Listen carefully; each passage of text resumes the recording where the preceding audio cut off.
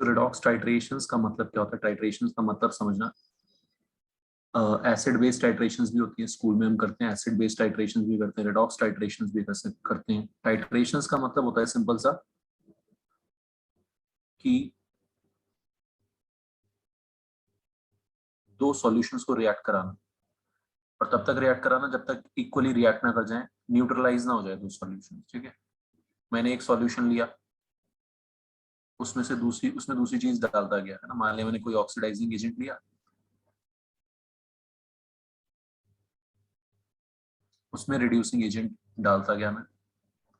जब तक दोनों इक्वल नहीं हो जाएंगे, इक्वली रिएक्ट नहीं कर जाएंगे, खत्म नहीं हो जाएंगे दोनों, है ना। जब तक ऑक्सीडाइजिंग एजेंट खत्म नहीं हो जाएगा तब तक हम रिड्यूसिंग एजेंट डालते रहेंगे। कैसे पता चलेगा खत्म हो गया है? इंडिकेटर्स होते हैं ना, एसिड बेस में भी यही करते हैं। जो हम एसिड पड़ा हुआ है नीचे, ऊपर से बेस डाल रहे हैं, तब तक डालते रहेंगे जब तक खत्म ना हो जाए एसिड। कैसे पता चलेगा एसिड खत्म हो गया है? कलर चेंज शो करेगा इंडिकेटर। क्या करेगा? कलर चेंज शो करेगा। ठीक है, आप लोग स्कूल में करते हो ऐसे एक्सपेरिमेंट्स। तो कलर चेंज से हमें आइडिया लग जाता है कि रिएक्शन कंप्लीट हो गई है। ऑलराइट, और उसके बाद हमें रिडॉक्स टाइट्रेशन या कोई भी टाइट्रेशन का एम ये होता है बच्चों की, एक जो सॉल्यूशन है जिसकी कंसंट्रेशन हमें नहीं पता, उसकी कंसंट्रेशन का पता करना। जिसकी कंसंट्रेशन हमें नहीं पता उसका कंसंट्रेशन पता करना। ठीक है, तो aim is to find concentration of unknown या unknown concentration of solution या concentration of unknown solution, ये पता करना हमारा एम होता है। ठीक है, क्या यूज करते हैं उसके लिए हम? Equivalent concept. क्या यूज करते हैं? Equivalent concept. फर्स्ट चैप्टर में पढ़ा हमने मोल कॉन्सेप्ट। मोल कॉन्सेप्ट को अप्लाई करने के लिए क्या करते थे बच्चों? हम रिएक्शन को बैलेंस करते थे। याद है सबको? भूले तो नहीं? रिएक्शन बैलेंस, रिएक्शन को हम एक रेशियो लगाते थे, है ना। जैसे मैंने बताया था आप लोगों को, भाई मोल्स अपॉन वो ratio is equal to moles upon वो रेशियो, है ना। वो करते थे हम फर्स्ट चैप्टर में। इक्विवेलेंट कॉन्सेप्ट और आसान होता है बच्चों। इक्विवेलेंट कॉन्सेप्ट ये बोलता है कि always equal equivalents react, always equal equivalents react. हमेशा जितने एक रिएक्टेंट के जितने इक्विवेलेंट्स होंगे उतने ही दूसरे रिएक्टेंट के होंगे। मतलब ए और बी अगर रिएक्ट कर रहे हैं तो equivalents of A equal to equivalents of B. ये सिंपल सी बात बोलता है इक्विवेलेंट कॉन्सेप्ट। ठीक है, बस हमें इक्विवेलेंट्स निकालना सीखना होता है। हमें क्या सीखना होता है बच्चों? इक्विवेलेंट्स निकालना।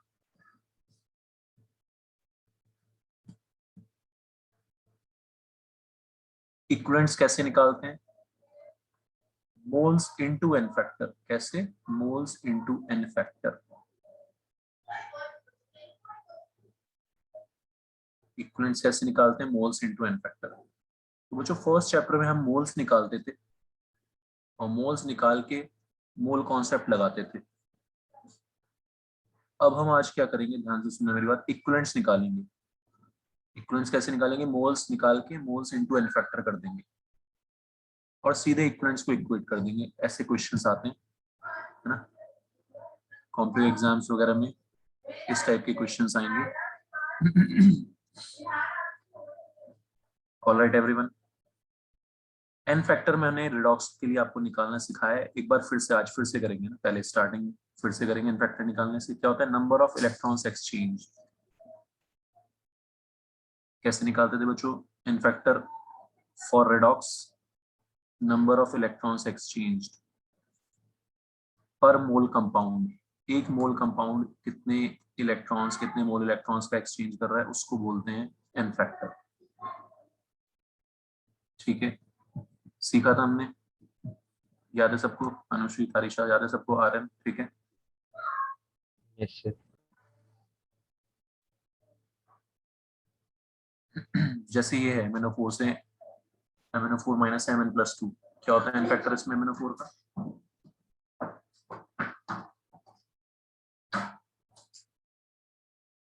7 से 2 में जा रहा है।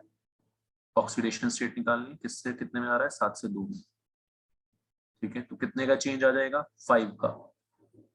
क्या तरीका था हमारा एन फैक्टर निकालने का? Number of change in oxidation state into number of atoms, change in oxidation state into number of atoms.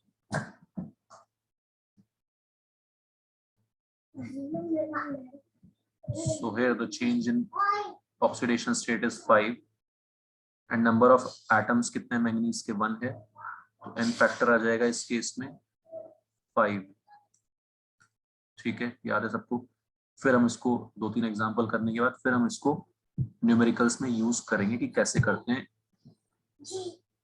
इसको न्यूमेरिकल्स में यूज. ठीक है बच्चों, समझ आ रही बात? तो एक दो बार प्रैक्टिस कर लेते हैं. पहले n फैक्टर निकालने की, निकालो n फैक्टर.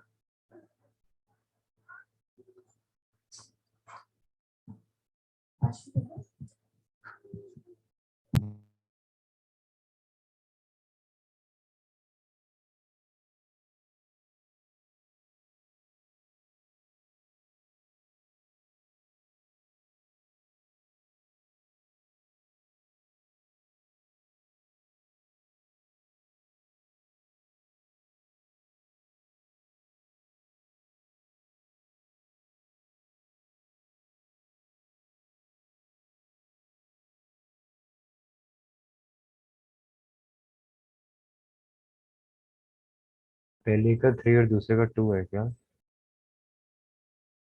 अरे तू गलती करेगा ना तो फिर बता रहा हूँ, तुझे ऑफलाइन मिलेगा ना तब तेरी पिटाई होगी ना. तो गलती नहीं करनी, ध्यान से करना, आँख खोल के. फॉर्मूला देख क्या है, change in oxidation state into number of atoms.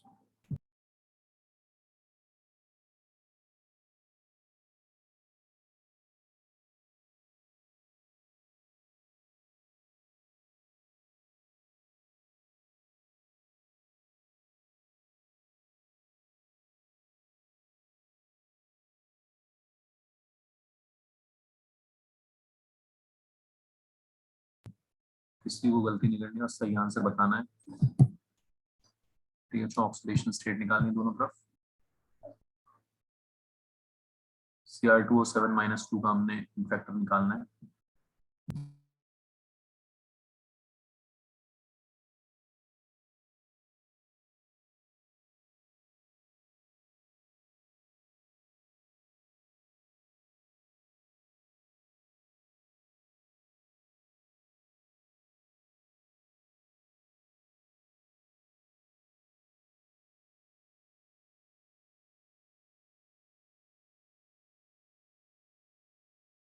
Cr2 में 2 नंबर ऑफ एटम्स माने जाएंगे. सर इस पे +6 का चार्ज आएगा ना. माने जाएंगे तो क्या मतलब आ रहे हैं, माने जाएंगे. मैं मुझे लगा इनफैक्ट में कोएफिशिएंट ही लेते हैं बस. यार तू फिर अब फिर वो बात कर रहा है उल्टी. जब फॉर्मूला लिखा हुआ है सामने, है फॉर्मूला लिखा हुआ है, क्यों उसमें उल्टा दिमाग लगा रहा है. चेंज इन ऑक्सीडेशन स्टेट 6 से 3 का चेंज है, 3 का एटम्स हैं 2, खत्म बात यार. सीखा है ना हमने तरीका ही. फिर भी इसके 2 है इनफैक्ट इसका.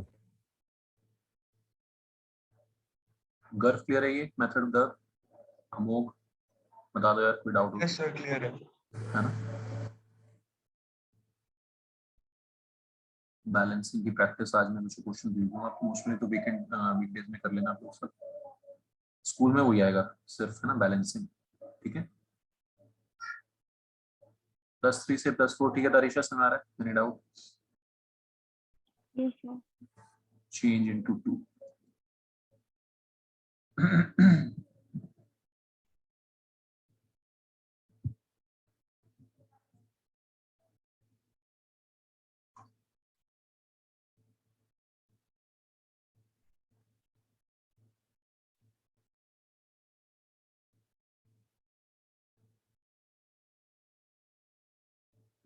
एक दो बड़े से एग्जांपल्स एक दो देख लेते हैं. ध्यान से करना, मुझे उसको हमने पहले भी किया हुआ है. करो.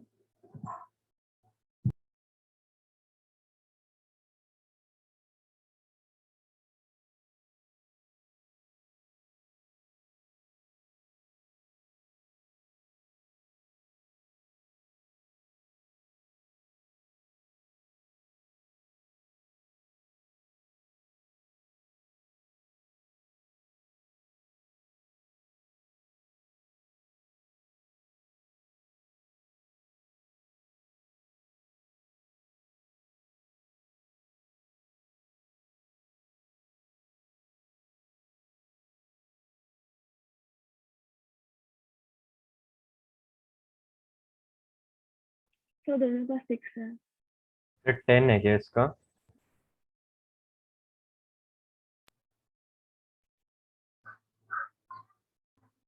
ध्यान से देखिए यार, 6 आया। 10 होना चाहिए। और कोई आंसर बता रहा है? 10 और 6 दोनों गलत लग रहा है मुझे।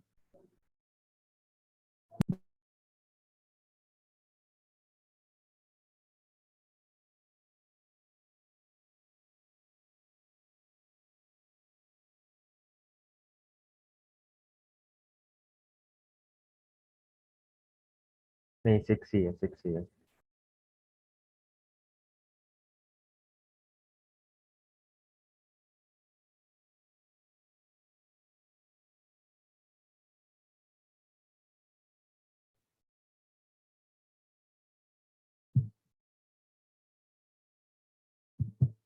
वैभव बताएगा, वैभव आंसर था इसका कितना आएगा?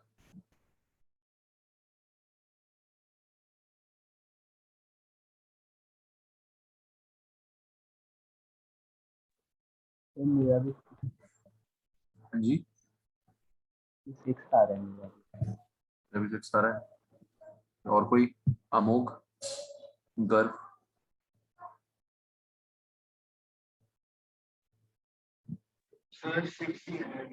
सर 4 तो नहीं है? नहीं। अर्जुन, फिर कल सिखाया था, किया तूने ये? यस सर, तो 6 आया। ऑक्सीडेशन स्टेट समझ में आ गई सबको? ये इतनी है सबकी? Yes sir.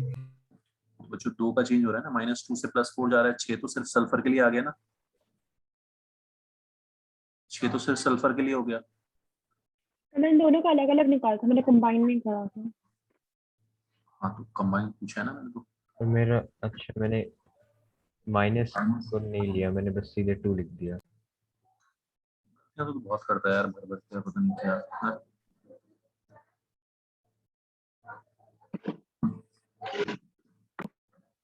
ठीक है बच्चों, क्यों गलतियां कर रहे हो इसमें?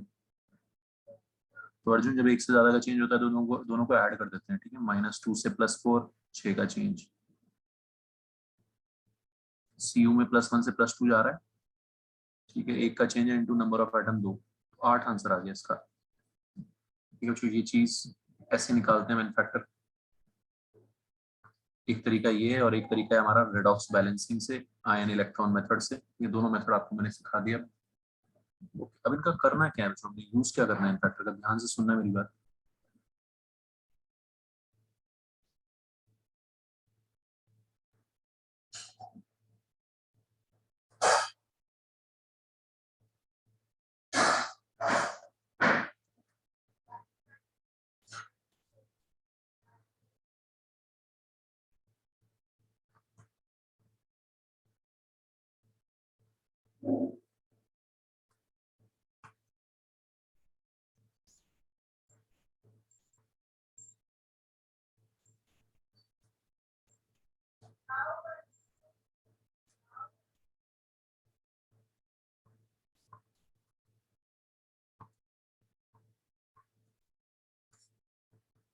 इस टाइप के क्वेश्चन होते हैं टाइट्रेशन के, कि 100 ml 0.1 molar 100 ml 0.1 molar Fe+2 solution लिया हमने, उसको ऑक्सीडाइज करने के लिए, उसको ऑक्सीडाइज करने करा हमने MnO4- से 50 ml MnO4- लगा, जिसकी कंसंट्रेशन हमें नहीं पता, x मोलर, जिसकी कंसंट्रेशन हमें नहीं पता। क्लियर है? एसिडिक मीडियम में हमें फाइंड करना है x, कंसंट्रेशन फाइंड करनी है अननोन की। कौन कौन रिएक्ट कर रहा है यहाँ पे? Fe+2 और MnO4-। ऑक्सीडाइज करेगा Fe+2 को Fe+3 में, 2 ही ऑक्सीडेशन स्टेट्स पता है हमें आयरन।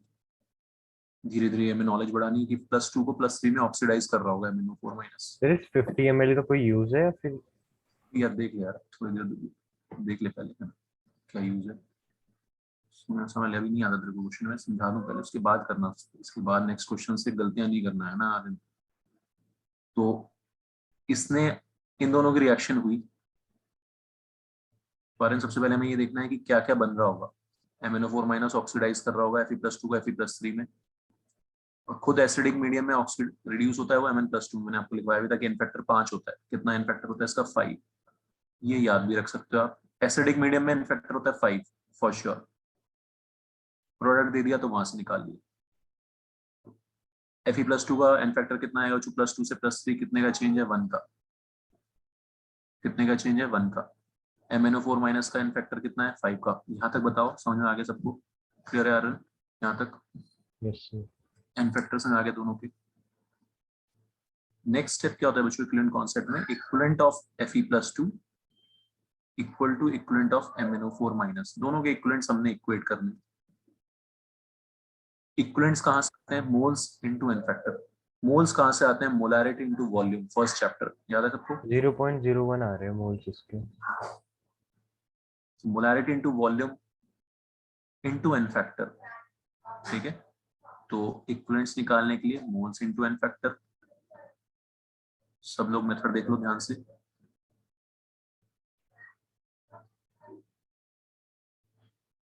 दोनों के मोल्स निकालने हैं, इनफैक्टर से मल्टीप्लाई करना है। मोल्स Fe+2 के मोलैरिटी इनटू वॉल्यूम, मोलैरिटी है 0.1, वॉल्यूम भी 100/1000 कर दिया, लीटर्स में कन्वर्ट करते थे। ml को किस में रख दिया हमने? लीटर्स में। एन फैक्टर आ गया Fe+2 का 1। MnO4 माइनस के moles x molarity, molarity x है जो हमें फाइंड करनी है, 50/1000। Molarity into volume is moles, n factor MnO4 का है 5। एक स्टेप में, एक लाइन में आंसर आएगा x का। ध्यान से देख लो बच्चों, इक्विवेलेंट कॉन्सेप्ट का ये फायदा है, एक स्टेप में आंसर आएगा। दो के इक्विवेलेंट्स हमने इक्वेट किए। इक्विवेलेंट्स निकालने का तरीका moles into n factor, moles into n factor. Moles निकालने का तरीका molarity into volume, first chapter से। सीधे आंसर आ गया मेरा, x की वैल्यू सीधे यहां से निकल के आ गई। बताओ समझ में आया बच्चों सबको? Any doubt?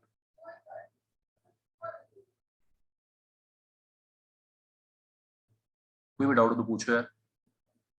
वैभव, गर्व, समझ आ रही बात? अमोघ, इसके अब हम प्रैक्टिस करेंगे। अर्जुन, समझ में आया ये? 0.04 है क्या इसका आंसर?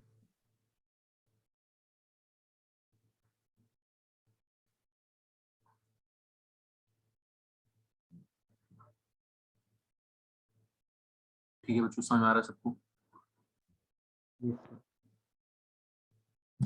हाँ जी, कोई डाउट? दो बंदे जो, दोनों का आपको एन फैक्टर निकालना है, ठीक है। और उसके बाद बच्चों इक्विवेलेंट्स इक्वेट करना होता है। ये सिंपल सा तरीका होता है टाइट्रेशंस में, ठीक है। एन फैक्टर निकालना आपको ध्यान से, गलतियां नहीं करनी है बार बार, ठीक है। और फिर आराम से क्वेश्चन हो जाएगा। इसको बोलते हैं जो रेडॉक्स टाइट्रेशंस, ठीक है, रेडॉक्स टाइट्रेशंस।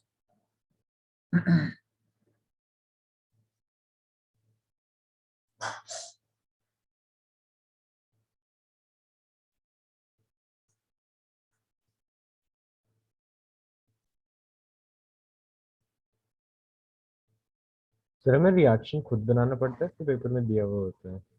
नहीं, कई कई बार ना खुद से, ये जो है ना, जैसे MnO4 का Mn+2 में ये याद रखना होता है यार, 5 का चेंज। ठीक है। Cr2O7-2 जो कॉमन ऑक्सीडाइजिंग एजेंट्स है ना, KMnO4 K2 Cr2O7, ये कॉमन ऑक्सीडाइजिंग एजेंट्स हैं, कॉमन रिडॉक्स रिएजेंट्स होते हैं। इनका हमें याद रखना होता है कि Cr2O7-2 हमेशा किस में जाएगा? Cr+3 में। अभी मैं थोड़ा बहुत हेल्प कर दूंगा आपकी, लेकिन आपको धीरे धीरे ये सब चीजें याद रखनी है।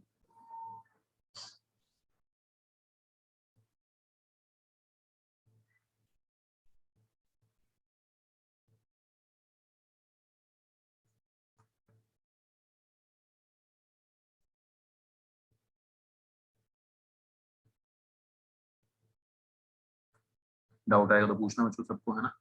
करो ट्राई इसमें। Find molarity of C2O4-2 solution. आपने C2O4- जो लिखा है वो Cr नहीं होना चाहिए? नहीं, दूसरी चीज है ना, एक ही चीज थोड़ी ना है ना।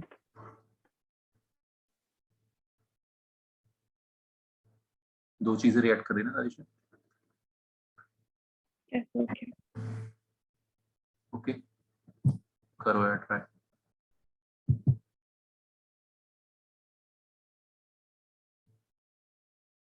आचमन और श्रेया बहुत लेट आया आज में।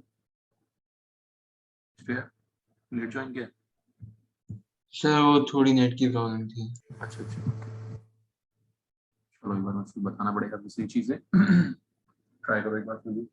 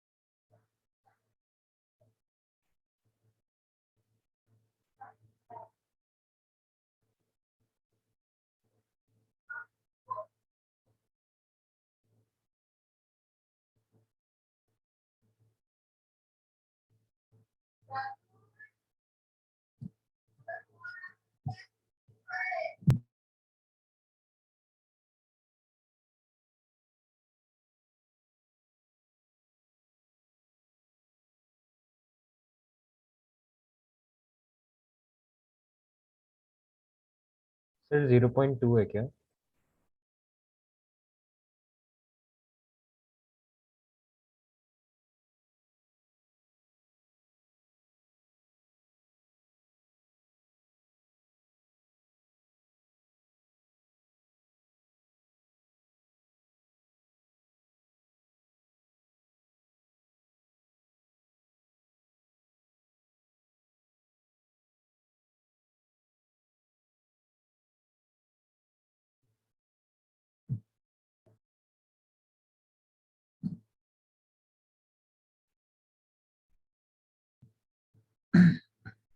तो जो बच्चों जिन्होंने लेट ज्वाइन किया है, श्रेया अश्विन है ना, आप लोगों ने एन फैक्टर निकालना तो देख ही लिया था ना? क्या देख लिया था? एन फैक्टर निकालना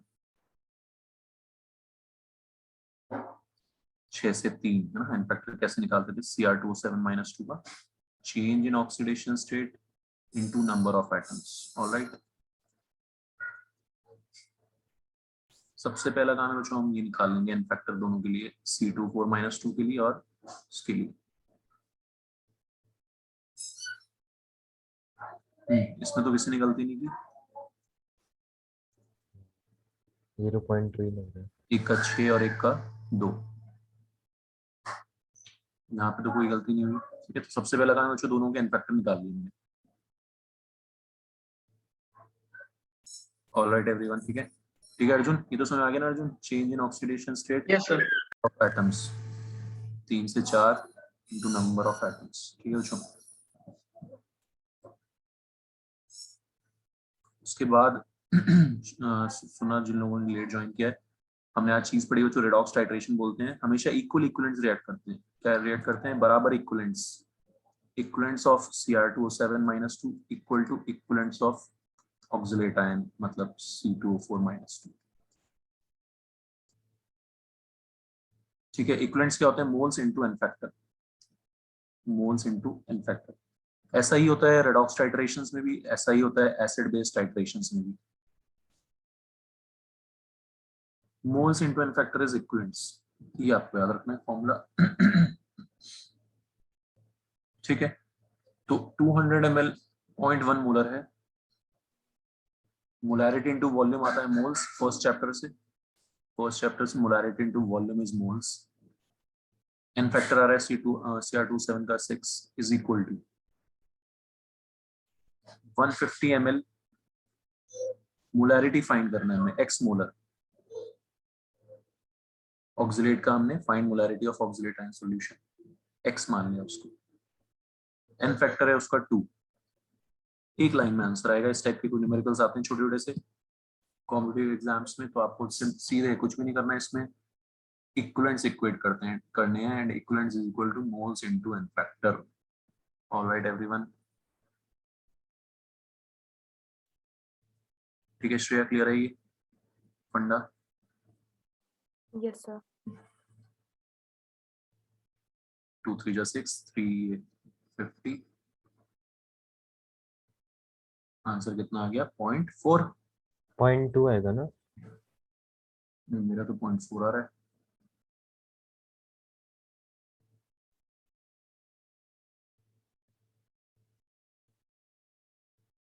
ठीक है बच्चों, समझ आ गया। स्टेप्स देख लो सब लोग पहले ध्यान से, क्या स्टेप्स लगाए हैं। मेरा भी 0.2 आया।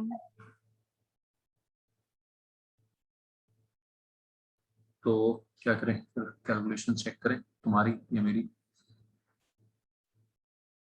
देखो। 0.2 ही है, मैंने फिर देख लिया।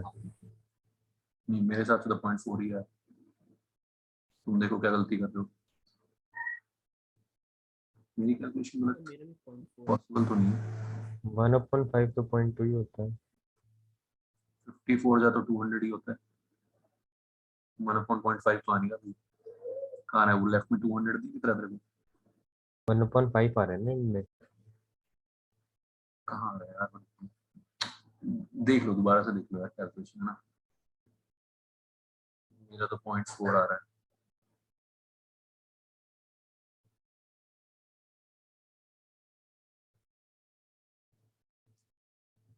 ठीक है, इनफैक्टर सही लिया था यार, हाँ हाँ, इनफैक्ट सही था। इस बार गलती नहीं की पक्का। हाँ हाँ, 6 और 2 ही आ रहा है। 2 3 जा 6, कैलकुलेशन भी आसान सी यार, एक तरफ 200 एक तरफ 150 है, 2 3 जा 6, 3 से 50, 3 से काट दिया मैंने 150, वो 50 आया, और 54 जा 200, खत्म। इसमें तो कोई ऐसी कैलकुलेशन भी नहीं है टफ।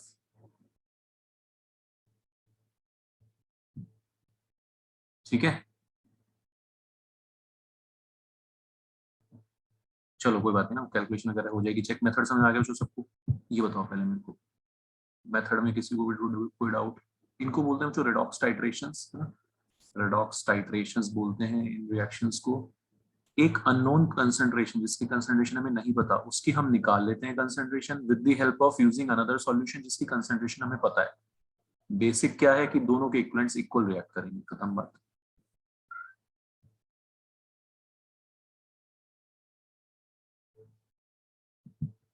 और क्वेश्चंस करते हैं इस पे।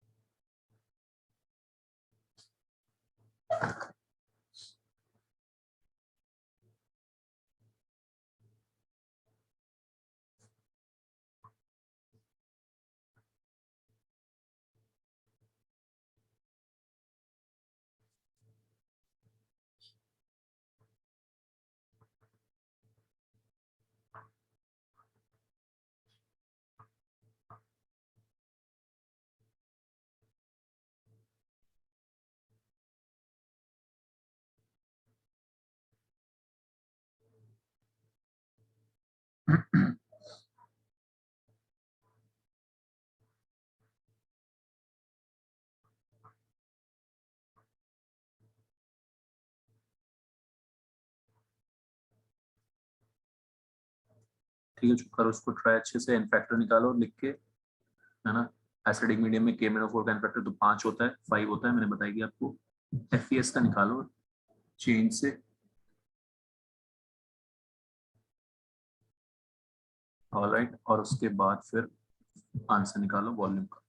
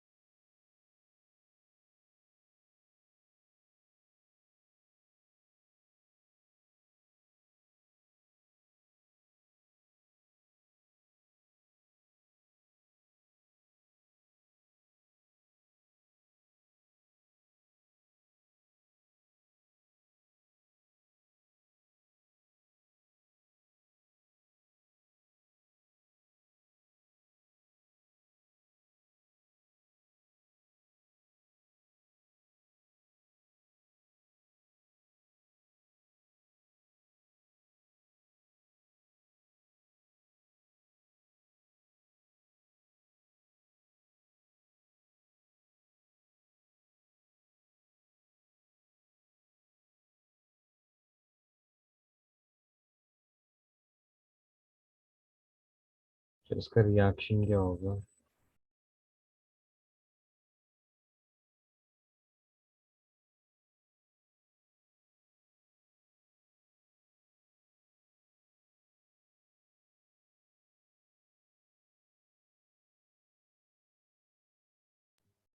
क्या हो गया आर्यन?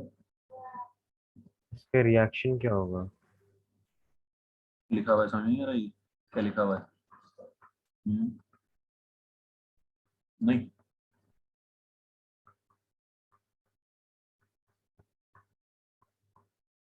एसिडिक मीडियम में इसका इम्पैक्टर तो बता ही दिया है। तो 0.03 आंसर है। एक मिनट चेक करते हैं। इन्फेक्टर तो इसका तो 5 आ ही गया, और इसका चेंज यहाँ से निकाल ले यार। यार क्या कर रहा है?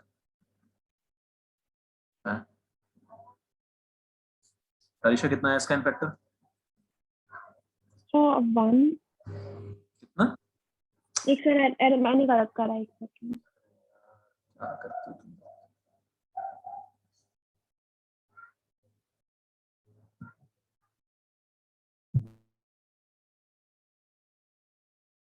आयरन का निकालना है, सल्फर का निकालना है? यार तू आयरन क्या मतलब, कितनी बार हो चुकी बात भाई? जब दोनों रिएक्ट कर रहे हैं तो दोनों का ऐड निकाल के ऐड करेगा ना यार। तू क्या नींद में है क्या भाई?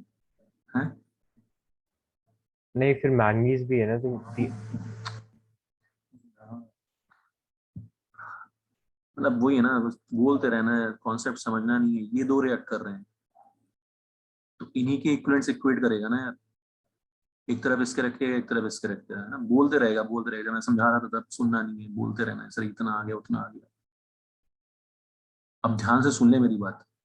इसके इक्विवेलेंट्स इसके इक्विवेलेंट्स, तो किसका एन फैक्टर रखेगा आर्यन? इसका और इसका रखेगा ना। Yes sir. कितनी बार हो चुके हैं क्वेश्चंस हैं?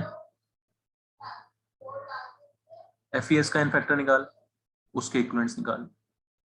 फिर किसके इक्विवेलेंट निकालने हैं? KMnO4 के, वो उसका एन फैक्टर 5 है। करो आंसर निकालो सही से।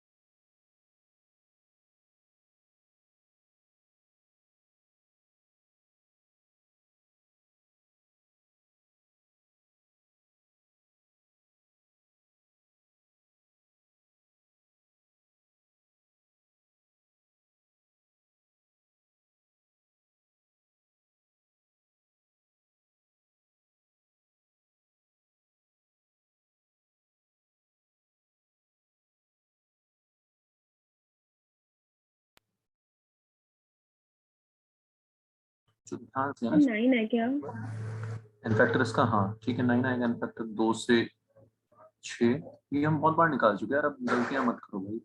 -2 से +6 8 का चेंज है, और आयरन का +2 से +3 1 का चेंज। ठीक है, अब ये दोनों ऑक्सीडाइज हो रहे हैं। कौन ऑक्सीडाइज कर रहा है? क्वेश्चन में भी लिखा हुआ है required to completely oxidise FeS2 इतना एंड इतना। तो इसको कंप्लीटली ऑक्सीडाइज कौन कर रहा है? KMnO4 कर रहा है। इसका एन फैक्टर आ गया 9, FeS का, KMnO4 का आ गया 5। ठीक है बच्चों, तो ध्यान से सुन लिया करो एक बार आराम से, फिर उसके बाद आराम से ट्राई करो, अटेम्प्ट करो क्वेश्चंस को। 0.12 हाँ, equivalents of KMnO4 is equal to equivalents of FeS। ये करना है यार, इतना सी बात है ना। एन फैक्टर निकालना हमने इतनी बार सीख लिया, 2 बार, 2 मेथड से सीख लिया। अब उसको आज हम यूज करना सीख रहे हैं। ठीक है, कैसे यूज करेंगे बच्चों? इक्विवेलेंट्स इक्वेट करके। Find volume of KMnO4। Volume इसका निकालना है हमने। x ml मान लिया, 0.2 मोलैरिटी है, मोलैरिटी इंटू वॉल्यूम आ गए moles, into N factor KMnO4 का 5 is equal to 300 into 0.1 moles आ गए FeS के, इंटू उसका एन फैक्टर 9। बस खत्म। 300 अपॉन 1000 नहीं होगा? इधर भी 1000 कर दे, कैंसिल कर दे यार तू, हाँ? ले खुश रह, खुश, ठीक है। 270 ml मेरे ख्याल से आंसर आ गया, ठीक है, ये आया था ऋषभ। Yes sir. 0.27 आ रहा है मेरा, वो शायद लीटर्स में आया होगा। लीटर्स में आया हुआ है ना, ध्यान से देखे है ना, अरे लीटर्स में आया होगा मेरे ख्याल से। दोनों तरफ 1000 रखेगा तो तू ml में ही आएगा, एक ही तरफ 1000 रखेगा तो लीटर्स में आएगा।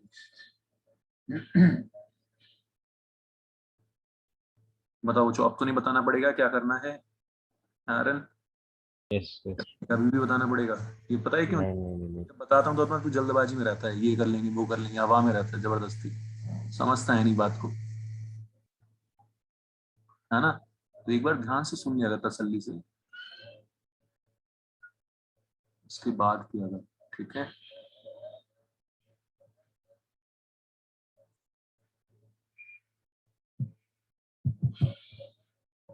Any doubt anyone?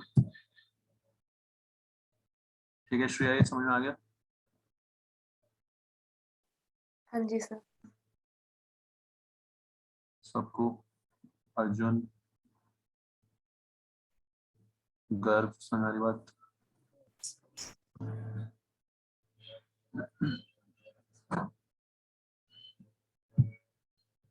एक और करो, लास्ट क्वेश्चन, सबका आंसर इस बार सही आना चाहिए बच्चों।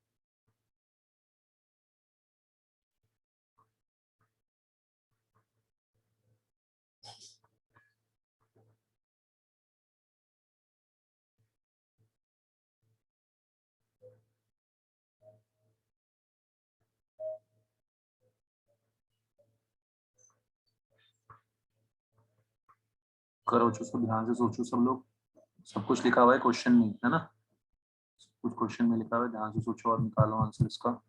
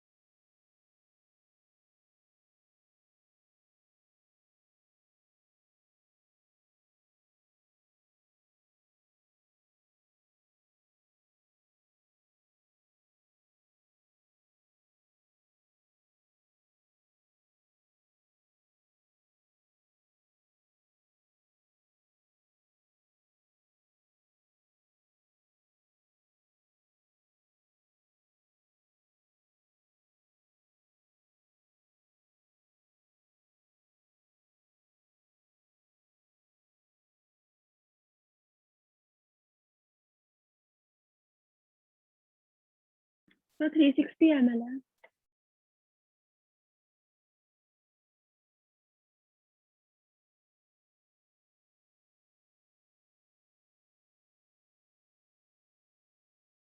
कितना है ऋषा? 360. एन फैक्टर्स कितने कितने है? 6 and 10. 6 and 10. ठीक है, एन फैक्टर तो सही है, तो सही होगा। Very good.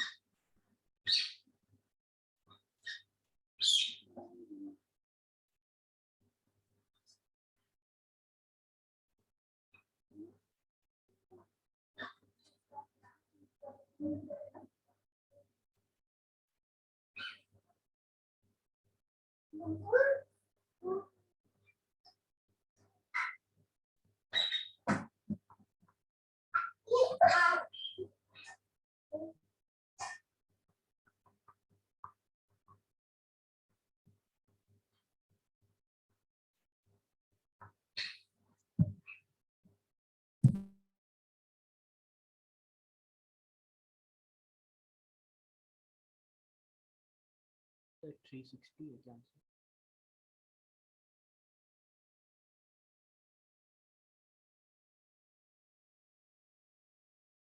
थ्री 360 ml ही आ रहा है।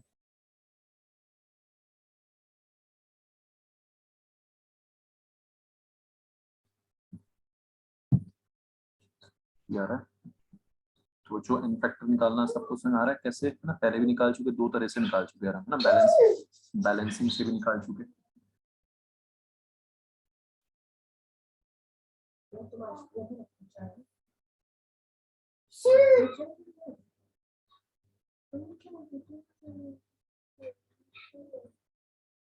तो इसमें जो चेंज आ रहा है +1 से +2, -2 से +6, 8 प्लस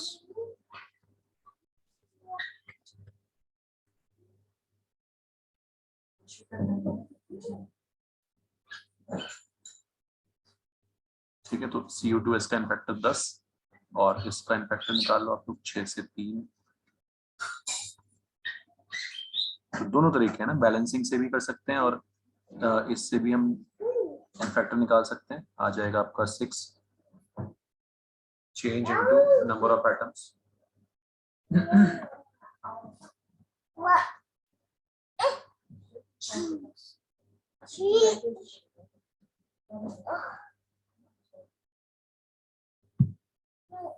ठीक है, तो उसके बाद फिर आपको वही करना है, molarity into volume into n-factor. ठीक है, इक्विवेलेंट्स को इक्वेट करना है। तो पहला काम है इनफैक्टर निकालना, रिएक्शन देख के, प्रोडक्ट्स देख के।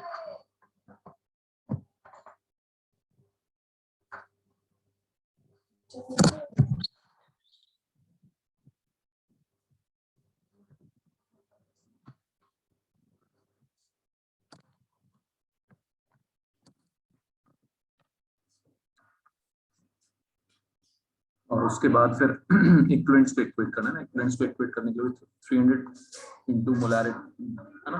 तो ml दोनों तरफ कट ही जाता है, तो उसकी टेंशन इतनी है नहीं। 0.1 मोलर उसका ml हमने निकालना है, वॉल्यूम हमने निकालना है, और उसका इनफैक्टर आ रहा है कितना जो 10। ठीक है, ये इस टाइप से होते हैं क्वेश्चंस, एक लाइन में आंसर आता है। ऐसे क्वेश्चंस आपको कॉम्पिटिटिव एग्जाम्स में मिलेंगे। ठीक है, ऑब्वियसली स्कूल में नहीं मिलेंगे ऐसे क्वेश्चंस। ठीक है, समझ में आ रही मेरी बात सबको? स्कूल में आपको सिर्फ आएगा बैलेंसिंग, इस चैप्टर से, आसान सा चैप्टर है। ओके एवरीवन, ठीक है। तो ये हो गए हमारे कुछ क्वेश्चंस रेडॉक्स के, कैसे करते हैं इनको बैलेंस। ऑलराइट, समझ में आया हो सबको? ठीक है, तो एन फैक्टर का ये यूज है बच्चों, एन फैक्टर निकाल के हम इक्विवेलेंट कॉन्सेप्ट यूज करते हुए ये सब टाइटरेशंस कर सकते हैं। एक दो और चीजें पूछ रहे थे इसमें कई बार, इक्विवेलेंट वेट होता है molecular weight upon n factor. क्या होता है? Equivalent weight molecular weight upon n factor.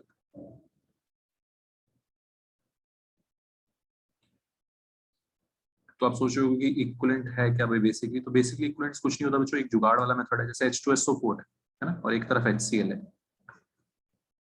Simple words में मैं आपको बता रहा हूँ इक्विवेलेंट का मतलब क्या है। H2SO4 अकेला 2 के बराबर है, 2 के इक्विवेलेंट है, क्योंकि ये 2 H+ देता है। तो एसिड बेस रिएक्शंस में, एसिड बेस रिएक्शन में हम एन फैक्टर देखते हैं बच्चों, H+ कितने आ रहे हैं, क्या कितने आ रहे हैं? H+। ठीक है, तो एसिड बेस रिएक्शन में एन फैक्टर देखने का अलग तरीका होता है कि कौन कितने H+ दे रहा है।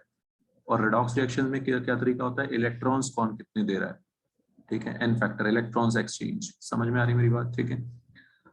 तो जैसे H2SO4 है और HCl है, वहां पे अकेला HCl एक ही H प्लस दे रहा है, और यहाँ पे एक H2SO4 दो H प्लस दे रहा है।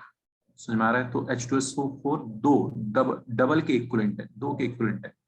तो एक H2SO4 में या एक मोल H2SO4 में कितने इक्विवेलेंट्स हो जाएंगे, दो इक्विवेलेंट्स हो जाएंगे।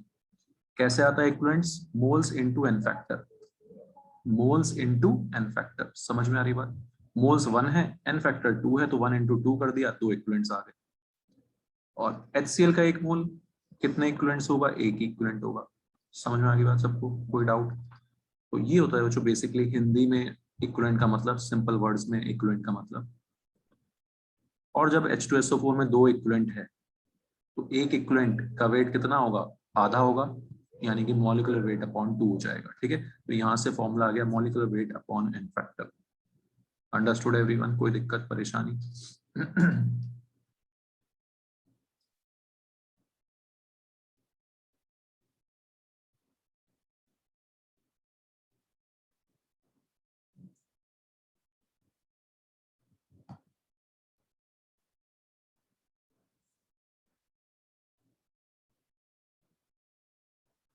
तो इक्विवेलेंट वेट एक दो चीजों में बस बता दो आप, फिर हम आगे बढ़ते हैं। जैसे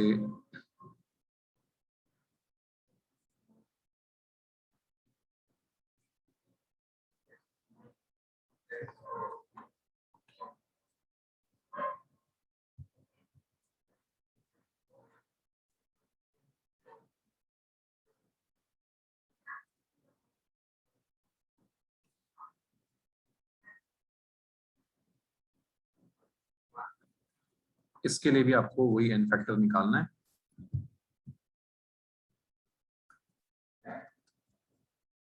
ठीक है, करो जो एक बार।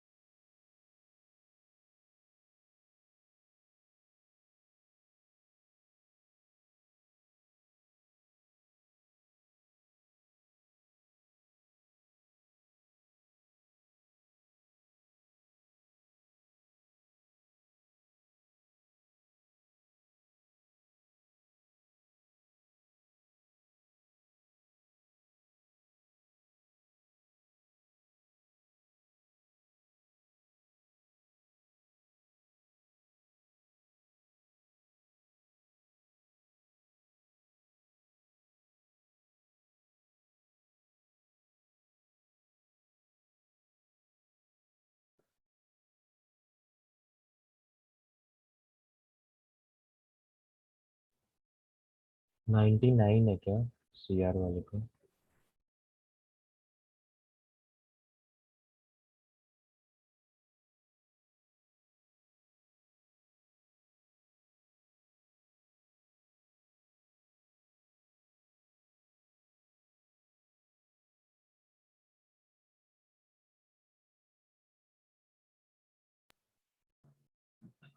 कुछ बोल रहा है? 99 है क्या पहले वाले का? 99? अच्छा, इक्विवेलेंट। हाँ अच्छा, वैल्यूज वगैरह निकाल के सब। अच्छा अच्छा, ओके। हाँ हाँ। अरे कुछ नहीं, इसमें मॉलिक्यूलर वेट के टर्म्स में निकाल दो यार, एम के टर्म्स में, है ना? जैसे इसका ठीक है, तुमने वैल्यूज निकाल दी है ना, कोई बात नहीं। तो मैं ये एक्सपेक्ट नहीं कर रहा था आप मॉलिक्यूलर मास निकालोगे, सीधे molecular weight upon n factor m/3, है ना? ऐसे लिखा होगा कई जगह बच्चों, m/3, ठीक है, मतलब मॉलिक्यूलर वेट अपॉन 3, ठीक है। तो वो नेक्स्ट वाले का m/24। हाँ ठीक है, तो वो हमें m मतलब मोलर मास निकालने की जरूरत नहीं है, ठीक है, इजी।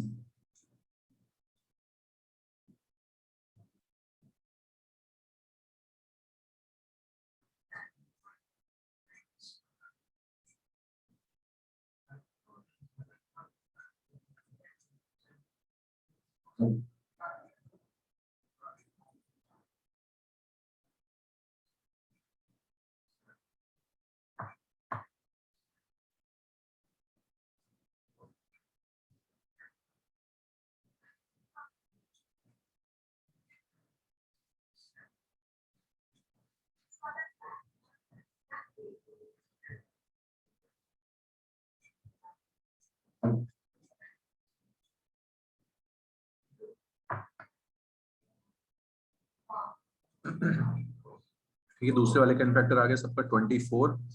कैसे निकालते हैं आप सबको बताते रहना यार, किसी को कोई भी दिक्कत हो तो, है ना? वैसे हो नहीं लेकिन जब पूछेंगे तब एम में नहीं छोड़ सकते ना, वो तो पूरा ही निकालना पड़ेगा ना। हाँ, अगर वैसे आएगा ना, तो मैं ये कॉम्पिटेटिव एग्जाम्स में आर एन जनरली ऑप्शंस में ऐसे ही पड़े होते हैं ऑप्शंस, ठीक, तो उसमें कर सकते हो आप ऐसा, ठीक है। तो ठीक है अर्जुन, समझ में आ गया? सल्फर चेंज हो रहा है सिर्फ -2 से +6, 8 का चेंज है, into number of atom 3। Yes iron sir. में चेंज नहीं है, आयरन में कोई चेंज नहीं है, 3 से 3 है।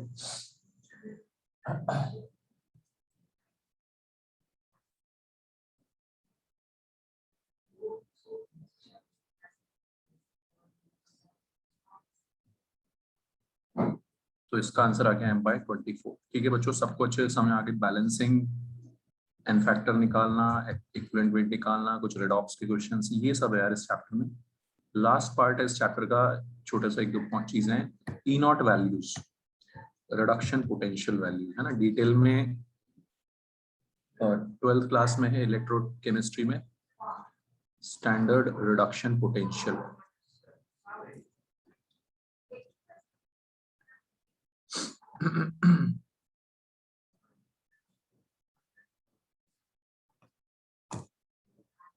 वैल्यूज, ठीक है। तो जो आपने पढ़ी हुई रिएक्टिविटी सीरीज है ना, वो सब जो रिएक्टिविटी सीरीज वगैरह है, वो सब इसी ई नॉट वैल्यूज के बेसिस पे अरेंज की गई है। किस बेसिस पे अरेंज की गई? ई नॉट वैल्यूज के बेसिस पे।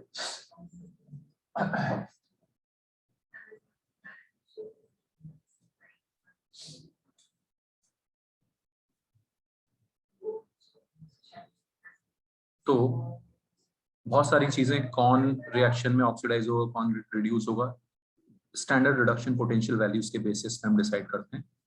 इसका मतलब होता है tendency to get reduced, reduce होने की चाहत कितनी ज्यादा है, कितनी टेंडेंसी ज्यादा है, उसको बोलते हैं ई नॉट रिडक्शन,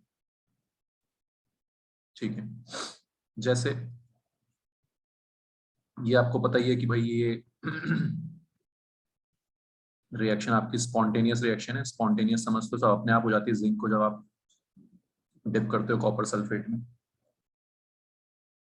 जिंक को जब आप कॉपर सल्फेट में डिप करते हो, तो वो रिप्लेस कर देता है कॉपर को, है ना? क्योंकि zinc is more reactive than copper, ऐसा आपने पढ़ा है बचपन में कि zinc is more reactive than copper,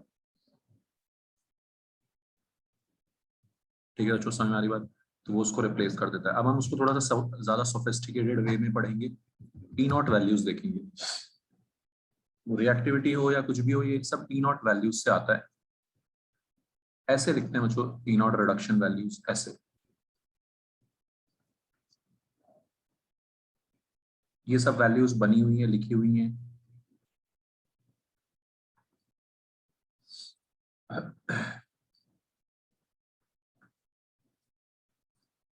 ये सब कैलकुलेटेड वैल्यूज है, कैलकुलेट की हुई है, मेजर की हुई है।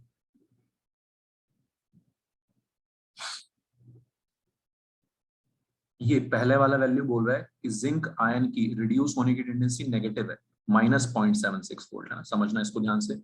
जिंक आयन के रिड्यूस होने की टेंडेंसी कैसी है, नेगेटिव है। और कॉपर आयन के रिड्यूस होने की टेंडेंसी कैसी है बच्चों, पॉजिटिव है। कॉपर आयन के रिड्यूस होने की चाहत कैसी है, पॉजिटिव है। समझ में आ रहा है? इस तरह से आपको इन वैल्यूज को पढ़ना होता है, स्टडी करना होता है। Alright everyone.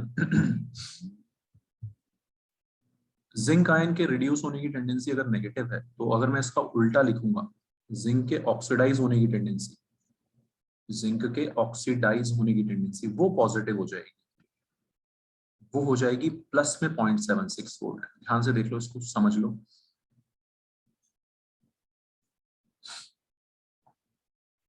कोई डाउट है तो पूछ लो। ये दे रखा है आपको रिडक्शन पोटेंशियल, क्या दे रखा है, रिडक्शन, रिडक्शन हो रहा है जिंक आयन का जिंक में। ठीक है आर्यन, समझ आ रहा है, कोई दिक्कत? Yes. ठीक है तारिशा, जिंक आयन का जिंक में रिडक्शन हो रहा है। ऑलराइट अमोक, उसकी टेंडेंसी माइनस है, -0.76 वोल्ट। तो जिंक के ऑक्सीडाइज होने की टेंडेंसी उल्टा हो जाएगा, प्रोसेस उल्टा हो गया तो टेंडेंसी भी उल्टी होगी। मतलब जिंक ऑक्सीडाइज होना चाहता है और कॉपर आयन रिड्यूस होना चाहता है। और देख लो बच्चों, इस रिएक्शन में वही हो रहा है, जिंक ऑक्सीडाइज हो रहा है, कॉपर आयन रिड्यूस हो रहा है, दोनों की चाहतें पूरी हो रही हैं, इसलिए ये स्पॉन्टेनियस रिएक्शन है। इसलिए एक ऐसी रिएक्शन है बच्चों, स्पॉन्टेनियस रिएक्शन। समझ आ रहा है? ये सब चीजें बच्चों हम सोच सकते हैं, डिटरमाइन कर सकते हैं बाय यूजिंग दीज वैल्यूज।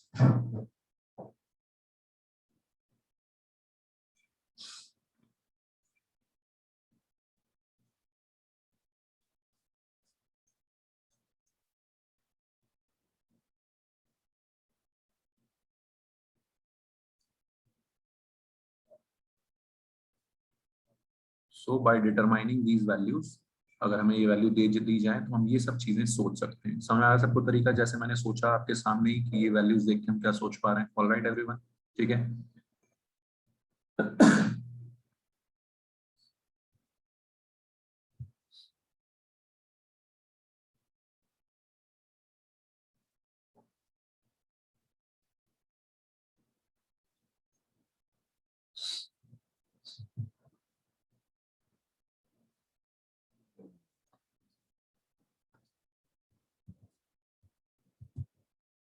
तो जो जितना ज्यादा नेगेटिव किसी भी मेटल की जो रिडक्शन पोटेंशियल होगा, जिंक का देखा आपने नेगेटिव में आ रहा है और जिंक मोर रिएक्टिव मेटल है, तो जो रिएक्टिव मेटल्स होते हैं उनका नेगेटिव में आता है। लिथियम का सबसे कम आता है, सबसे ज्यादा नेगेटिव में आता है, -2.95 वोल्ट।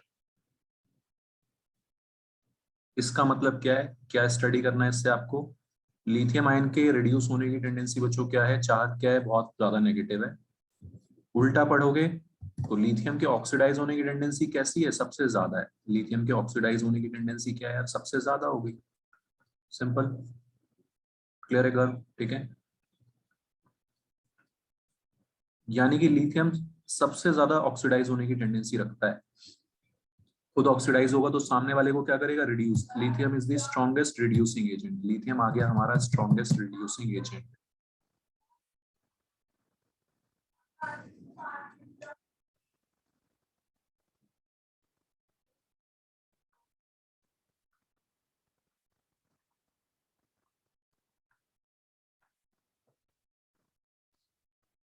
खुद ऑक्सीडाइज होता है। ठीक है अनुश्री, समझ आ रहा है? तारिशा, समझ आ रही बात? कोई दिक्कत? वैभव, बहुत आसान सी चीज है, मजेदार, समझ के करना है। हमारा लिथियम स्ट्रॉन्गेस्ट रिड्यूसिंग एजेंट आ गया और रूल बन गया, more negative the E not reduction value, stronger the reducing agent. जितना ज्यादा नेगेटिव वैल्यू होगा, reduction value, E not reduction value जितना ज्यादा नेगेटिव होगा, उतना ज्यादा स्ट्रॉन्ग रिड्यूसिंग एजेंट आएगा। बताओ बच्चों, कोई दिक्कत सबको, किसी को भी परेशानी? आचमन, समझ में आ गया ये पॉइंट? Yes sir. ठीक है श्रेया, तो हाईएस्ट E0 रिडक्शन वाली फ्लोरीन की है। ठीक है, गर्व समझ में आ गई बात।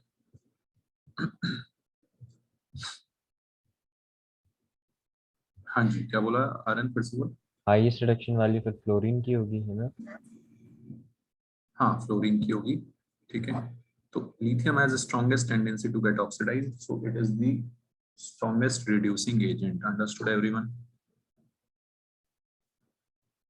तो जो हमारा रिएक्टिविटी सीरीज है एनसीईआरटी में बना हुआ भी है, रिएक्टिविटी सीरीज है ना, उसमें आप देखोगे मेटल्स की जनरली वैल्यूज जो है नेगेटिव आएंगी, जितना ज्यादा नेगेटिव उतना ज्यादा रिएक्टिव। लेकिन नॉन मेटल्स के लिए उल्टा होगा बच्चों, जितना ज्यादा पॉजिटिव, फ्लोरीन की रिड्यूस होने की टेंडेंसी सबसे ज्यादा होगी। फ्लोरीन की रिड्यूस होने की टेंडेंसी क्या होगी? सबसे ज्यादा, इजिली इलेक्ट्रॉन गेन करेगा। Understood everyone? ठीक, मोस्ट पॉजिटिव। क्लियर है? तो fluorine has maximum tendency to get reduced, so it is the strongest oxidizing agent। खुद reduce होगा, सामने वाले को क्या करेगा? ऑक्सीडाइज करेगा। ठीक है, ये एक दो पॉइंट्स और हम डिटेल में डिस्कस करके फिर नेक्स्ट चैप्टर स्टार्ट कर देंगे अगली क्लास में। बताओ इतना समझ में आया सबको? E0 वैल्यूज से हम कैसे डिसाइड करते हैं? ठीक है अर्जुन, समझ आ गई ये बात? Yes sir. E0 वैल्यूज का यूज है ये बच्चों। तो एक बार स्क्रोल डाउन कर दो फिर। हाँ बिल्कुल, तो E0 वैल्यूज का ये यूज है कि हम उससे ये देखते हैं कौन ज्यादा रिएक्टिव है, कौन कम रिएक्टिव है, कौन स्ट्रॉन्ग ऑक्सीडाइजिंग एजेंट है, कौन स्ट्रॉन्ग रिड्यूसिंग एजेंट है। ये सब चीजें हम E0 वैल्यूज देख के डिसाइड कर सकते हैं।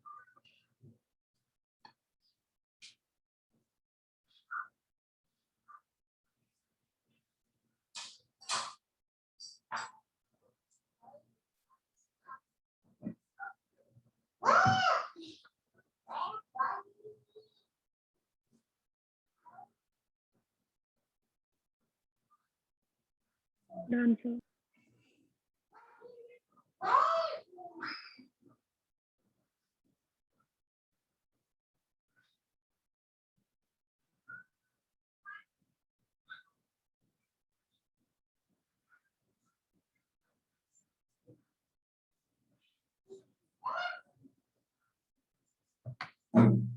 ठीक है, जो समझ आ गया? ठीक है, तो हम किसको कल कंटिन्यू करेंगे। Okay, bye everyone.